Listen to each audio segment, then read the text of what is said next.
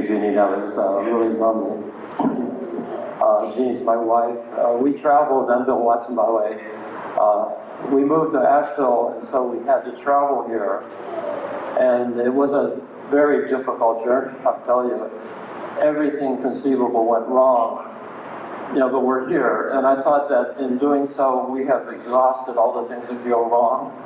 But that wasn't the case. But like you said, here we are, and I'm so happy to be here at this occasion with all of you.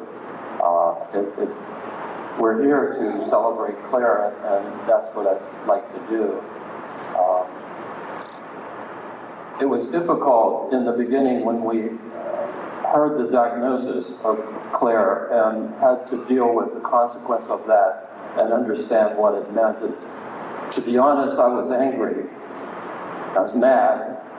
And I was angry. I wanted to blame someone or something or some God or some person or medical science or anything that would explain what happened. And because I wanted her life to be perfect. I wanted her in some room to be saying the words at my celebration of life. I didn't want to do that for her, as you could expect. None of us want this. But it happened, and as we learned further about genetics and about DNA and about ancestors, and we thought, well, maybe that will help us, but it didn't, because if you unravel all of that, I had to understand and accept that I was part of that.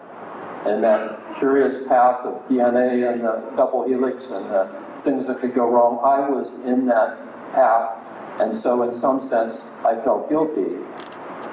But I had to let go of that, and we all did. And we had to move on because this beautiful child had nothing to do with that. She was an innocent, perfect person. And so we did, and you'd be surprised, I was surprised at how quickly all that faded away when we got to be with Claire. And we did because Jeannie and I babysat one day a week for years. And we fought the traffic back, but it was okay. And we were privileged to then experience her growing up and to know Claire in all the ways that she became Claire. And she no longer was an I-cell child. She was Claire. And she just got bigger and bigger for us in so many ways in the manifest of her personality. And that we could experience the Claire, that's angry and that's mad and that's petulant and that's at the same time in a flash loving and laughing. And all of that was such a wonderful thing for us, and we're grateful. I want to give you a little anecdote that I hope we can smile over.